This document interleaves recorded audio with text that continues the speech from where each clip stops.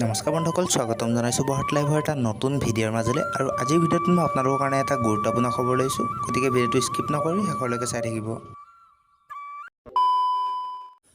বন্ধুসকল, আপোনালোকৰ কাৰণে লৈ আহিছোঁ পুনৰ এটা গুৰুত্বপূৰ্ণ আৰু ডাঙৰ খবৰ। জোনমণি ৰাভাই এতিয়াও বৰ্তমানো ন্যায় পোৱা নাই, আৰু CBI যি তদন্ত আছে সেয়া চলিছেনে নাই বৰ্তমানে কোনো খবৰ বাতৰি নিউজত সম্প্ৰচাৰ হোৱা নাই।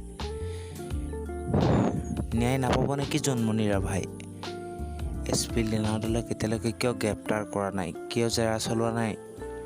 এনেকুৱা ধৰণৰ বহুতো প্ৰশ্ন আপোনাৰ মনত নিশ্চয় খুন্দিয়াইছে। বন্ধুসকল, আমি জানিবলৈ পোৱা মতে বৰ্তমানেও CBI জোনমণিৰ তদন্ত চলাই আছে, কিন্তু বৰ্তমানে এনেকুৱা কোনো তথ্য পোৱা নাই যে যিয়ে জোনমণিৰ ৰহস্যজনক মৃত্যুৰ ন্যায় দিব পাৰে। যেতিয়া CBI দলটো আহিছিল প্ৰথমে, তেতিয়াতো ক্ষিপ্ৰগতিত আগবঢ়াইছিল যি জোনমণিৰ তদন্ত, কিন্তু বৰ্তমান দেখিবলৈ পোৱা গৈছে যে জোনমণিৰ যি মৃত্যুৰ তদন্ত আছে এয়া লেহেমীয়া গতিত আগবাঢ়িছে। বৰ্তমানলৈকে কোনো তেনেকুৱা তথ্য পোৱা নাই CBI, আৰু জোনমণিক ন্যায় দিব পৰা নাই।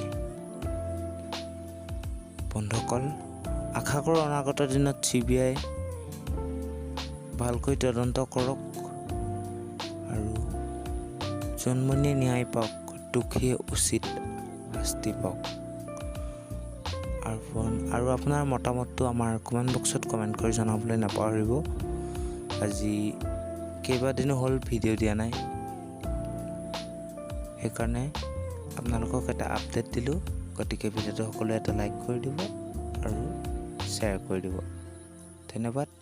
পুনৰ এনেকুৱা এটা ভিডিঅ'ত লগ পোৱাৰ আশাৰে আজিলৈ বাই বাই।